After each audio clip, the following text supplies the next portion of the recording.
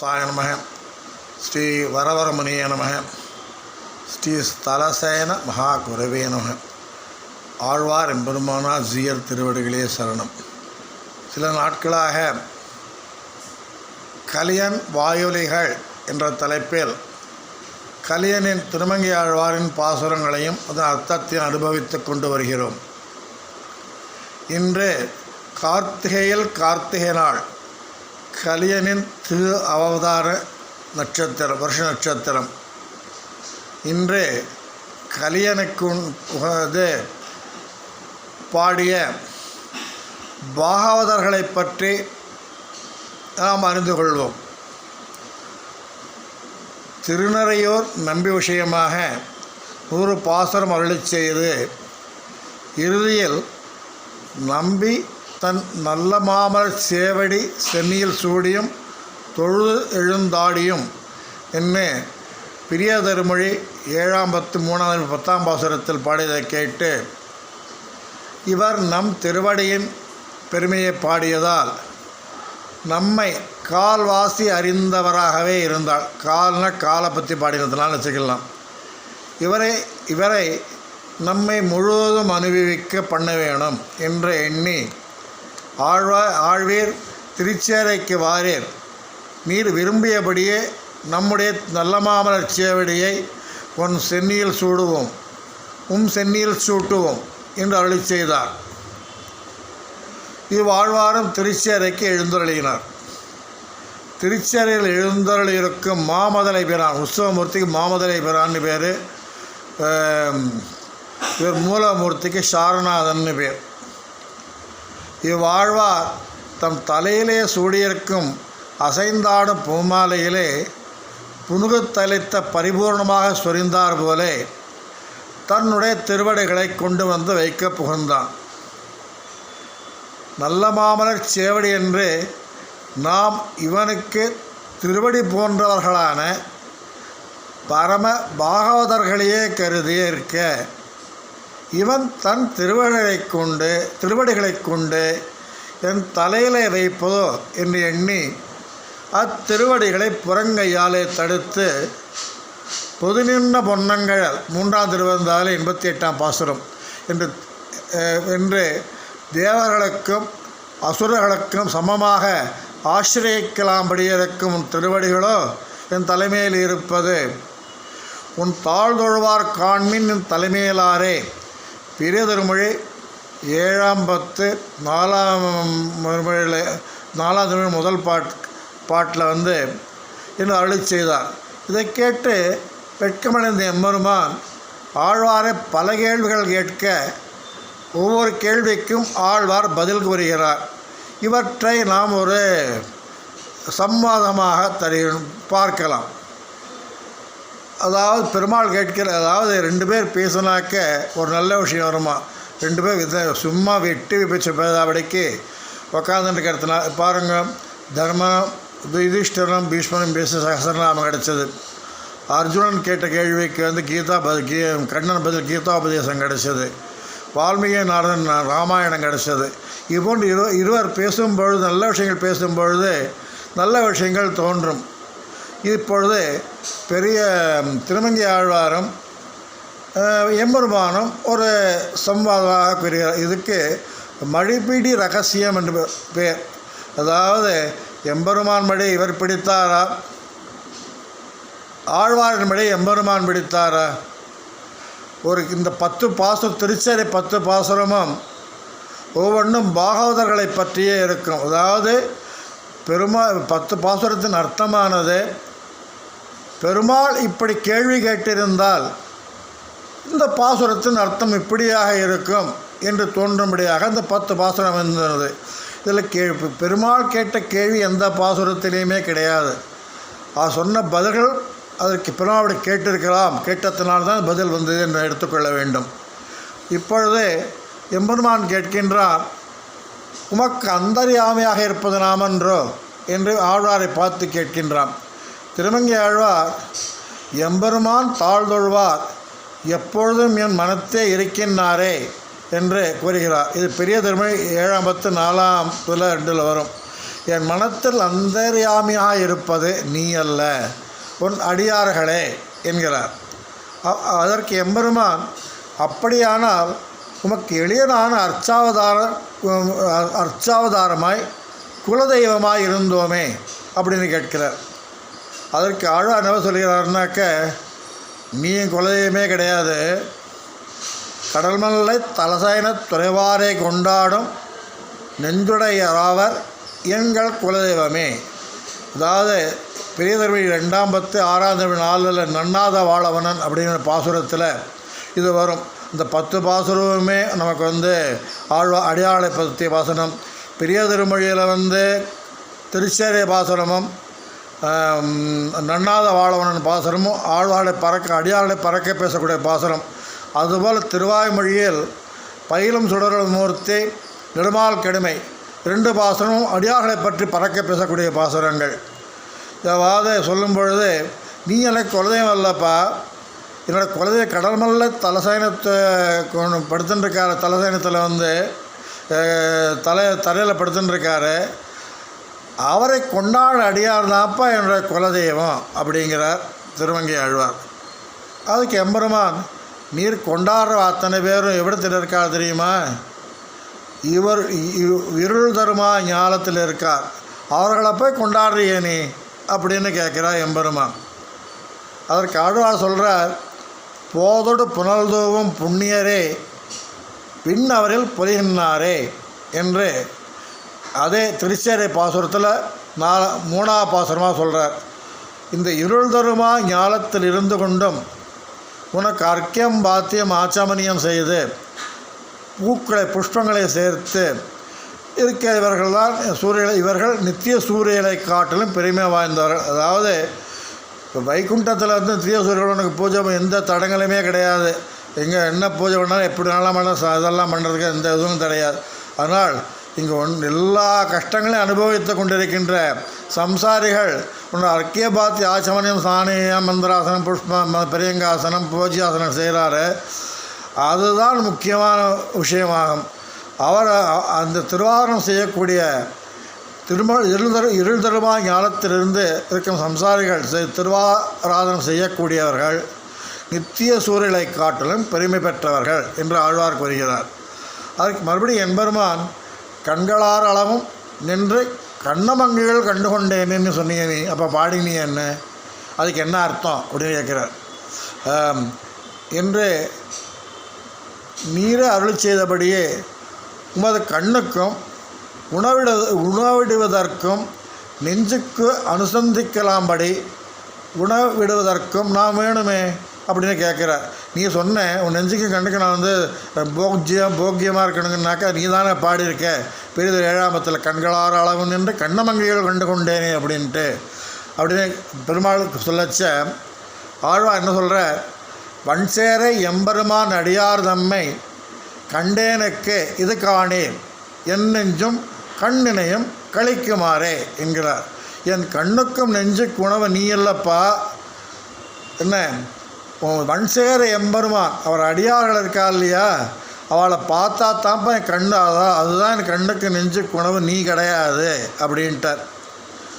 அதுக்கு மறுபடியும் எம்பெருமான் அப்படியானால் எல்லா நறுமணங்களையும் நற்சுவைகளையும் உடையவன் பரமாத்மா என்று சாந்தோக்யமிஷத்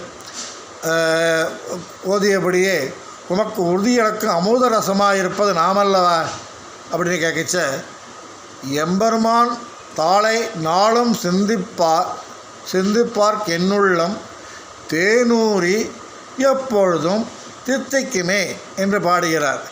எனக்கு அமுதரசமாக இருப்பது நீ அல்ல, உன் திருவடுகளை சிந்திக்கக்கூடிய பரம பாகவதர்களே என் நெஞ்சுக்கு அமுதரசமாக இருக்கின்றார் அப்படின்னு சொல்கிறார். அது எம்பெருமான் விடுறதா இல்லை. அப்படியானால் உமக்கு உபாயமாகவும் உபேயமாகவும் இருப்பது நான் தானே அப்படின்னு கேட்கச்ச ஆழ்வா சொல்கிற, நீ உபாயமாகும் பொழுது புருஷகாரமாக நின்று உனக்கு முற்பட்டிருக்கையாலும் நீ உபேயமாகும்போது உபேயத்துக்கு எல்லை நிலமாய் நின்று இறுதியில் உத்தேசராக இருக்கையாலும் இங்கிருக்கும் நாளிலே எங்களுக்கு பேச்சு துணையாக இருக்கையாலே நடுவிலும் உத்தேசராக இருக்கையாலும் பேராளன் பேரோதும் பெரியோரை ஒரு காலம் பிரிகிலேனே என்று எனக்கு எப்போதும் உத்தேசியர்கள் நீ இல்லை. உன் பேரோதுகின்றாலே மகாபாகவதர்கள், திருநாமத்தை ஓதுகின்றாலே மகாபாகவதர்கள், அவர்கள்தான் என்னுடைய இது அப்படிங்கிறார். எம்பெருமான் படுறதா இல்லை அவரை மேலே கேள்வி கேட்க தான் இது மாதிரி அருமையான வார்த்தைகள்லாம் வரும். அப்படியானால் எனக்கு அடியவனாகத்தானே முதலில் வந்து புகுந்தேன். அப்போ எனக்கு முதல்ல எனக்கு அடிய நீ தானே வந்து புகுந்தேன். அதுக்கு சொல்கிறார், அப்படி சொல்லியிருக்கலாம், நினச்சின்னு இருக்கலாம். நீ மற்றெல்லாம் பேசலும் நீ திருவட்டெழுத்தம் கற்று நான் உற்றதும் யாருக்கு உனக்கில்லை உன் அடியார்க்கு அடிமை. மற்றெல்லாம் பேசலும் நின் திருவட்டெழுத்தங்கத்து நான் உற்றதும் உன் அடியார்க்கு அடிமை என்று பெரிய திருமொழியில் 8ஆம் 10ஆம் திருமொழியில் 3ஆம் பாசுரத்தில் வருது. என்று உன்னை பற்றி நான் எவ்வளோ பேசியிருந்தாலும் உன்னுடைய திருவஷ்டாட்சரத்தை கற்று அதன் பரம சாரார்த்தத்தை நிஷ்கரித்து தாழ்மைப்பட்டது உன் அடியாருக்கே அல்லது உனக்கல்ல. அதாவது நீ உடனே வாண்டாங்க, அடியார் தான் முக்கியமாக பேசுன்னு இருக்கார். இப்படி இவர் பாகவத சேஷத்த பாரதந்திரத்திலே நிலையிருப்பதை பார்த்த எம்பெருமான் இவர் உள்ளத்தை சோதிப்பதற்காக மேலும் சில கேள்விகள் கேட்கலுற்றான். ரொம்ப ஆசைப்படுறான், அப்பா நிறையா கேட்கணும்ப்பா, விஷயம் நிறையா வாங்கணும் வாயிலிருந்து அப்படின்ட்டு. எம்பெருமான் கேட்குறான், சுவாமி நீ முதல் பாட்டு ஆரம்பிக்கச்சு இப்படி தானே ஆரம்பிச்சேர், வாடினேன் வாடி வருந்தினேன்னு பெரிய திருமொழி 1ஆம் 10 பாடின ஆரம்பமே இந்த பாட்டு தானே. வாடினேன் வாடி என்று நம்மை கைவாடத் தொடங்கி இப்போது நம்மை கார்க்கடை கொண்டு நம் அடியாரிடத்திலே மண்டு நிற்பது தகுமோ. என்னை விட்டு கடைசி ஒதுக்கிட்டு அடியார் பக்கத்தில் போய் நின்றுருக்கிய அவரை வந்து கூடி குழாவின்றிருக்கேன், அடியார்கள் தான் அப்படின்ட்டு, இது உனக்கு தகுமாடா அப்படின்னு கேட்கற திருமங்கி ஆழ்வார். அதுக்கு ஆழ்வார் என்ன சொல்கிறாருன்னா, ஒரு ராஜாவுக்கு மிகவும் வேண்டியவனை கைவாடத் தொடங்கியவன் முதலில் ராஜாவின் பெருமைகளை சொல்லி அதன் பிறகு அவனை பற்றி ராஜபுருஷனை சொல்வது போலவும், ஒருவனை கைவாட தொடங்கியவன் அவனுடைய ஊர் பேர், அவன் மாலை போட்டுருக்கிற மாலை அணிகலன்கள், அவன் என்ன குடி என்ன கோத்திரம் முதலியவற்றை பாடி வைத்து கைவாடுவது போலவும் உன் அடியார்களை கைவாடுவதற்காகத்தான் உன்னை சொன்னேனே ஒழிய எனக்கு உன் அடியார்களே உத்தேசியர் என்று சொல்லுகிறார்.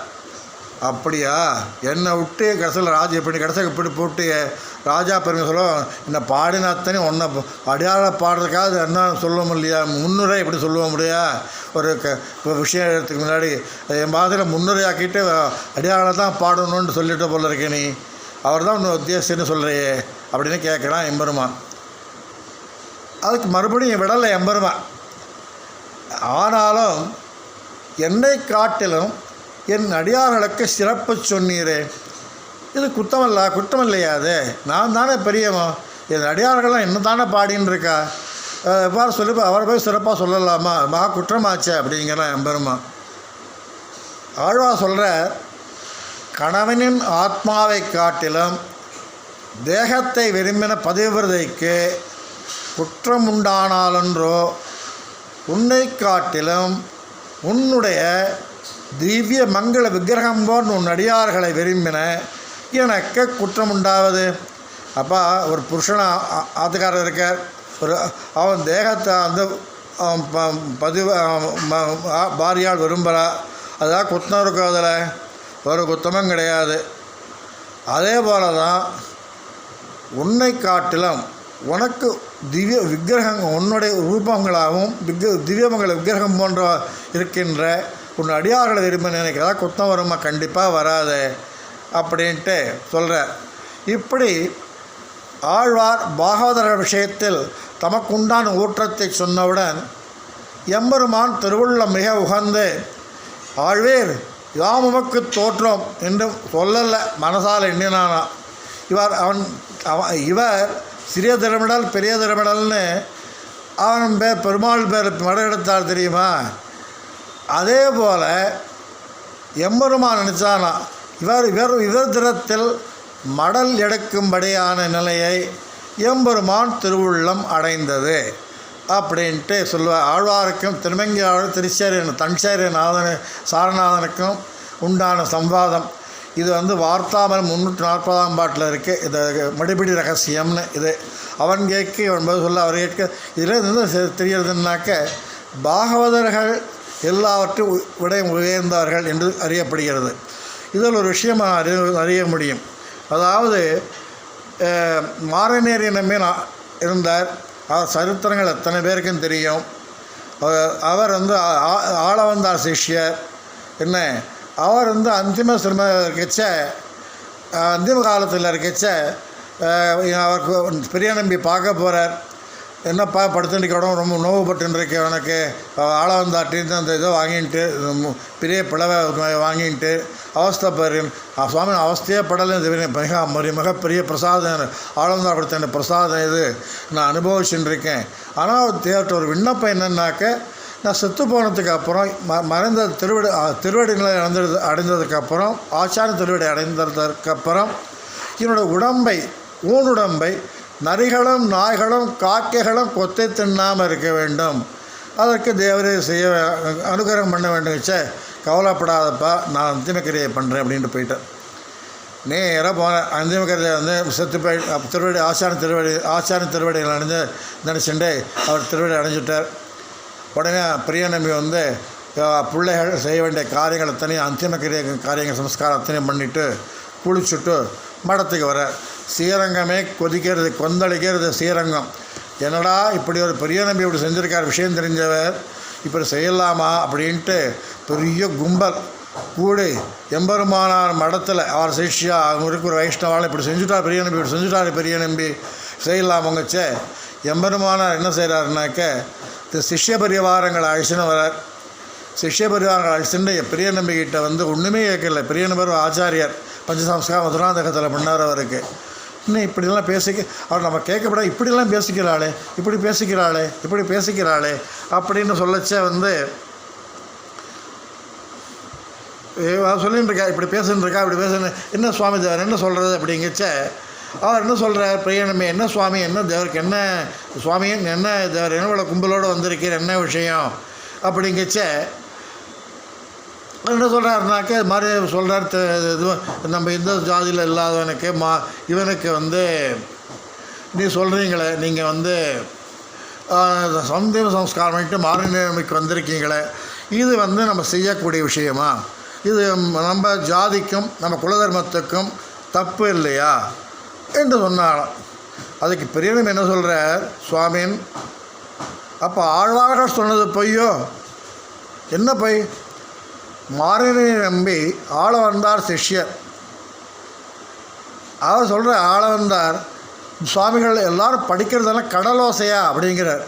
பயிலும் சுடரொளி மூர்த்திங்கிற அடியார்கள் பாசுரத்தில் திருவாய்மொழி 3ஆம் பத்து 7ஆம் திருமொழி 10ஆம் பாசுரத்தில் ஒரு பாசுரம் வரும். நம்ம ஆழ்வார் பாடியிருக்கார். புலந்தாங்கு சாதிகள் நாளிலும் கீழ் இழுந்து எத்தனை நலந்தானிலா சண்டாளர்களாகிலும் பலந்தாங்கு சக்கரத்தண்ணல் மணிமன்னர்க்கு ஆள் என்று உள்கலந்தார் அடியார்தம் அடியார் எம் அடிகளே அப்படிங்கிறார். இது ஈடு வியாக்கியானம் என்ன சொல்கிறதுனாக்க, அது மாதிரி யார் மணிவண்ணன், யார் சக்கரத்தண்ணல் மணிவண்ணன் வடக்கே சங்கம் வச்சுன்னு இருக்கானோ அவனுக்கு நான் ஆள், அவனுக்கு அடிமை, அவன் என் சுவாமி அப்படின்னு என்ன மிகுந்த பிராமண 5 சண்டால குலத்தை பஞ்சம இதிலேருந்து வரைச்ச பிராமண வைசிய சூத்திரர் அது கீழ் ரொம்ப பார்த்தாலே ஒட்டிக்கும். சண்டாளர்களாக இருந்தாலும் அவனை கூட்டாக வரமாட்டான், அவனை பார்த்தாலே சாப்பிட பிடிக்காது. அப்பேரோட சண்டாளர் ராமா ஐயா கிருஷ்ண வழக்கையாள் இடக்கே சங்கமுடையவனே எம்பெருமானே வளம் அப்படி சொல்லணும். அடியோமாடு இன்னோடு பெருவிண்ணி 1000 பல்லாண்டு வடுவாயின மலமான் வாழ்கின்ற மங்கையும் பல்லாண்டு வடிவாக வளத்துறையும் சுழாழியும் பல்லாண்டு படைபோர்வுக்கும் அப்பா சொல்லிட்டான்னாலே அவனுக்கு அவன் அடியாளுக்கும் அவனுக்கும் நாம் அடிமைன்னு பெருமாள் சொல்லியிருக்காரு. இது கடலோசையா? கடலோசைன்னா என்ன சொல்லுறான்னாக்க கடலோரத்தில் போய்னா அலை சத்தம்தான் கேட்கும், வேறு ஒன்றுமே புரியாது. அப்பேற்பட்டது ஆழ்வார் சொன்னது நம்ம மனசில் தாடிக்க காண்டுமா. ஆழ்வார் சொன்னதுக்கு அப்புறம் கூட இப்போ அடியார்கள் எப்படி இதெல்லாம் குறை சொல்லலாமான்னு பெரிய நம்பி நிர்வாகம். ஆழ்வார் எம்பெருமானார் ஜீயர் திருவடிகளே சரணம். நாமும்